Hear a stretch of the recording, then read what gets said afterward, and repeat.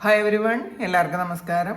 Divine hill Malayalam ചാറ്റിൻ്റെ ഒരു പുതിയ വീഡിയോയിലേക്ക് എല്ലാവർക്കും സ്വാഗതം. നിങ്ങൾ എല്ലാവരും സുഖമായിട്ടിരിക്കുന്നു എന്ന് കരുതുന്നു.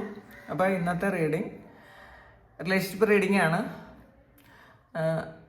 എന്തുകൊണ്ടാണ് ആ വ്യക്തി നിങ്ങളെ വിട്ടിട്ട് പോയത്, അല്ലെങ്കിൽ നിങ്ങൾ തമ്മിൽ ബ്രേക്കപ്പ് ഉണ്ടാകാനുള്ള കാരണം എന്താണ് എന്നുള്ളതാണ് നമ്മൾ നോക്കാൻ പോണത്.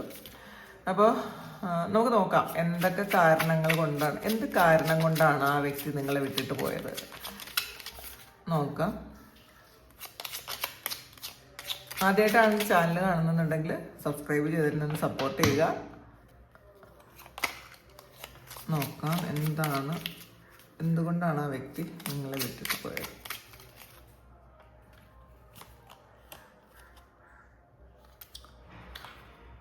ഇതിൽ ഹാങ്ഡ് മാനാണ് വന്നിട്ടുള്ളത്.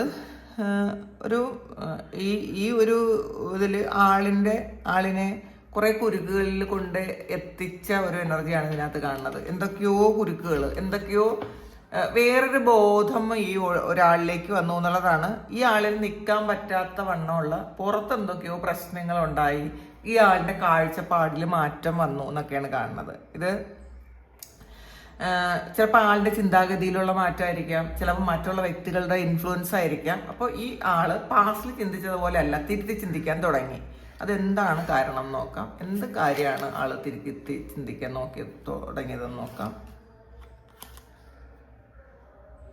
ടവറാണ്.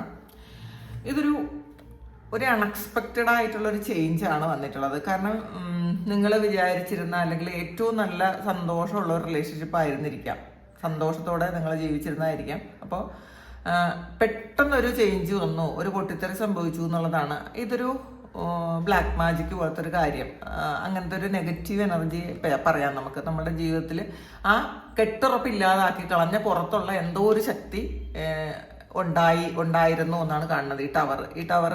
അപ്പോൾ നിങ്ങളിൽ ഉണ്ടായിരുന്ന സന്തോഷം പൂർണ്ണമായും നഷ്ടപ്പെടുത്താൻ വേണ്ടിയിട്ട് എന്തോ ഒരു നെഗറ്റീവ് അവിടെ വന്നിട്ടുണ്ട്.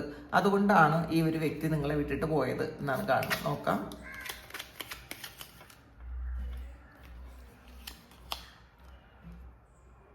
സെവൻ ഓഫ് സോഡ്സിന്റെ എനർജിയാണ് ഇതിനകത്ത്. ഒരു ചീറ്റിംഗ് എനർജിയാണ് ഇത്. മറ്റുള്ളവരുടെ ഇൻഫ്ലുവൻസ് ഇതിനകത്ത് ഉണ്ടായി. ഇതില് മറ്റുള്ള ആൾക്കാരുടെ ഇൻഫ്ലുവൻസ് ഇതിനകത്തുണ്ട്. ഒരു ചീറ്റിംഗ് സംഭവിച്ചു, ഒരു ചതി സംഭവിച്ചു എന്നാണ് കാണുന്നത്. ചിലപ്പോൾ ഒന്നുകിൽ ഇവരെ മറ്റുള്ളവരാരെങ്കിലും പറഞ്ഞ് തിരുത്തിയിട്ടുണ്ടായിരിക്കണം, അല്ലെങ്കിൽ മറ്റുള്ളവരുടെ വാക്ക് ഇവർ കേട്ടിട്ടുണ്ടായിരിക്കാം. ചിലപ്പോൾ വേറെ ഏതെങ്കിലും റിലേഷൻഷിപ്പിൽ പോയിട്ടുണ്ടായിരിക്കാം. ചിലപ്പോൾ നിങ്ങളെക്കുറിച്ച് വളരെ മോശമായിട്ട് ഇവരെ വിശ്വസിപ്പിച്ചിട്ടുണ്ടായിരിക്കാം. എന്തായാലും നേരത്തെ പാസ്റ്റിൽ വിചാരിച്ചിരുന്ന കാര്യത്തിൽ നിന്നും എൻ്റർലി ഓപ്പോസിറ്റ് ആയിട്ടുള്ള എന്തൊക്കെയോ ചിന്താഗതികൾ ഈ ഒരു വ്യക്തിയിലേക്ക് കടന്നു വന്നപ്പോഴാണ് നിങ്ങളും ഇവരുമായിട്ട് പ്രശ്നങ്ങൾ വന്ന് മാറിപ്പോയത് എന്നാണ് കാണുന്നത്.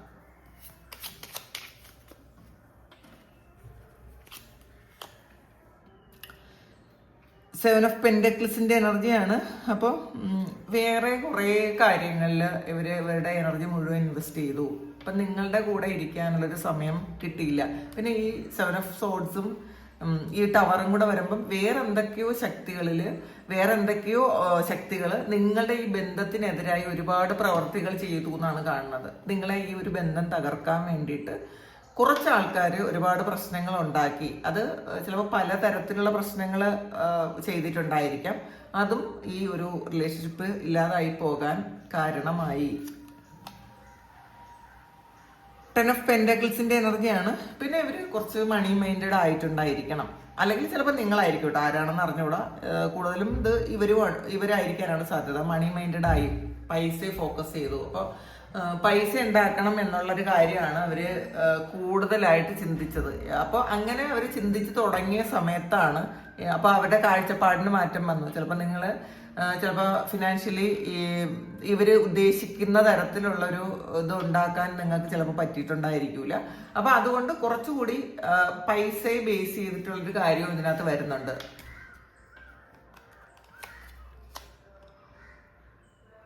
ഫോർ ഓഫ് കപ്സിന്റെ എനർജിയാണ്. ചിലപ്പോൾ ഇതിൽ നിങ്ങളുടെ ഭാഗത്ത് നിന്നുള്ള എന്തെങ്കിലും ഒരു മിസ്റ്റേക്ക്, അവർക്ക് ഒരു വിഷമം വന്നിട്ടുണ്ടായിരിക്കണം, അവരെ നിരാശപ്പെടുത്തി എന്നാണ്. അപ്പോൾ അവർ വിചാരിച്ചതുപോലെ പെരുമാറാൻ നിങ്ങൾക്ക് കഴിഞ്ഞിട്ടുണ്ടായിരിക്കില്ല. ചിലപ്പം അത് അവർ വിചാരിച്ച പോലെ ഉള്ള അത്രയും സ്നേഹം നിങ്ങൾക്ക് പിന്നെ കൊടുക്കാൻ പറ്റിയിട്ടുണ്ടായിരിക്കില്ല. അവരുടെ പ്രതീക്ഷകൾക്കൊത്ത് നിങ്ങൾക്ക് വളരാൻ പറ്റിയിട്ടില്ല.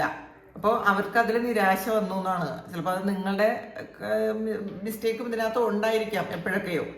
അപ്പോൾ അതും ചിലപ്പോൾ നിങ്ങൾ തമ്മിലുള്ള റിലേഷൻഷിപ്പ് ഇല്ലാതായി പോകാൻ കാരണം ഉണ്ടായി. സ്ട്രെങ്ത് ആണ്. അപ്പോൾ ഇതില് ചിലപ്പോൾ ഇവര് അവർക്ക് അവരുടേതായ ഒരു സ്റ്റാൻഡ് എത്തിയപ്പോൾ അവർക്ക് നല്ല സ്ട്രെങ്ത് കിട്ടിയപ്പോൾ നിങ്ങൾ പോരാന്ന് അവർക്ക് തോന്നിയിട്ടുണ്ടായിരിക്കാം. ഇവർക്ക് സ്ട്രെങ്ത് കിട്ടുന്ന വേറെ ഏതെങ്കിലും റിലേഷൻഷിപ്പിൽ ഇവർ പെട്ടുപോയിട്ടുണ്ടായിരിക്കും, അല്ലെങ്കിൽ ഇവരെ സപ്പോർട്ട് ചെയ്യുന്ന തരത്തിൽ ചിലപ്പോൾ മെന്റലി ഒക്കെ ഇവരെ നല്ലപോലെ ബൂസ്റ്റപ്പ് ചെയ്യുന്ന തരത്തിലുള്ള വേറെ ഏതെങ്കിലും റിലേഷൻഷിപ്പ്, ചിലപ്പോൾ അത് അവർ ഫിനാൻസുമായിട്ടും ബന്ധമുണ്ടായിരിക്കാം. അപ്പോൾ മെന്റലി ഫിനാൻഷ്യലി ശരിക്കും ഇവരെ സപ്പോർട്ട് ചെയ്യുന്ന വേറെ ഏതെങ്കിലും റിലേഷൻഷിപ്പ് ഇവർക്ക് വന്നു പെട്ടിട്ടുണ്ടായിരിക്കാം. അപ്പോൾ അപ്പോഴായിരിക്കാം ഇവർക്ക് നിങ്ങൾ വേണ്ട എന്നൊക്കെ തോന്നി തുടങ്ങിയത്.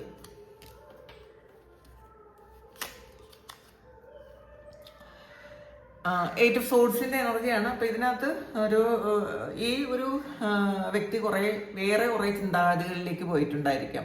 നേരത്തെ ചിന്തിച്ചതല്ല, ചിലപ്പോൾ നിങ്ങളെക്കുറിച്ചും ശരിക്കും വേറെ തരത്തിൽ അവർ ചിന്തിച്ചിട്ടുണ്ടായിരിക്കും. ഈ ടവറും എയ്റ്റ് ഓഫ് സോഡ്സും കൂടെ വരുമ്പോഴത്തേക്ക് ഫുള്ളി എന്തോ ഒരു കാര്യം, ഒരു നെഗറ്റീവായിട്ടുള്ളൊരു കാര്യം ഈ റിലേഷൻഷിപ്പിൽ ആരോ കൊണ്ടുവന്നിട്ടിട്ടുണ്ടായിരിക്കാം.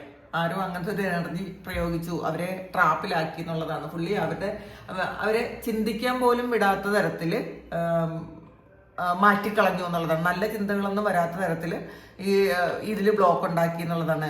അപ്പൊ ഇത് ശരിക്കും ഈ ആളിനെ കണ്ണും കൈയും ഒക്കെ കെട്ടി ഫുള്ളി ഒരു ട്രാപ്പിലാക്കി കളഞ്ഞു. അപ്പൊ അതുകൊണ്ട് തന്നെ ഇവരുടെ ആറ്റിറ്റ്യൂഡിൽ മാറ്റം വന്നു. ഇവർക്ക് എന്താണ് അവർ ചെയ്യുന്നതെന്നോ എന്താണ് യഥാർത്ഥത്തിൽ സംഭവിക്കുന്നതെന്നോ തിരിച്ചറിയാൻ പറ്റാത്ത വിധത്തിൽ അവരെ കണ്ണ് കെട്ടിപ്പോയി. അപ്പൊ അതുകൊണ്ട് തന്നെ അവർക്ക് മനസ്സിലാകുന്നില്ല എന്താണ് സംഭവിക്കണേന്ന്.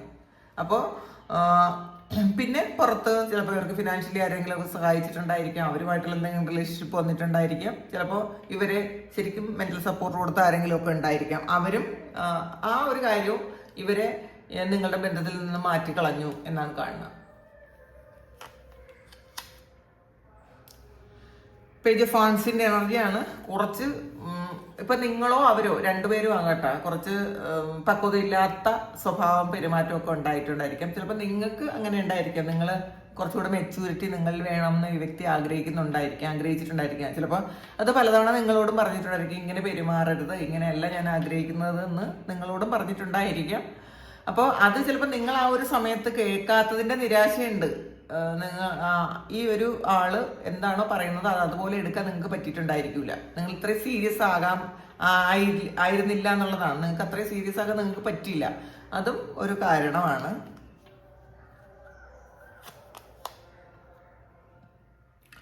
ചാരിയറ്റാണ്.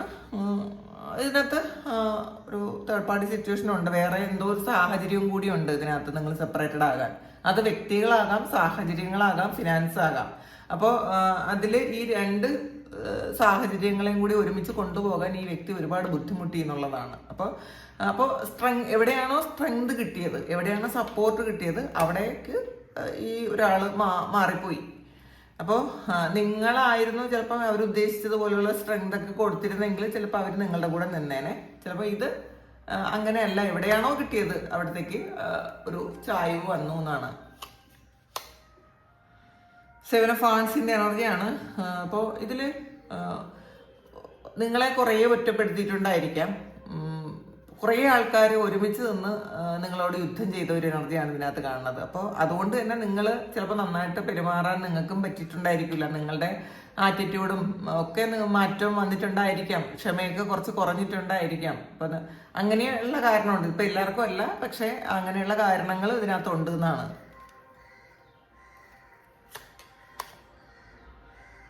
ക്വീൻ ഓഫ് സോഡ്സിന്റെ എനർജിയാണ്.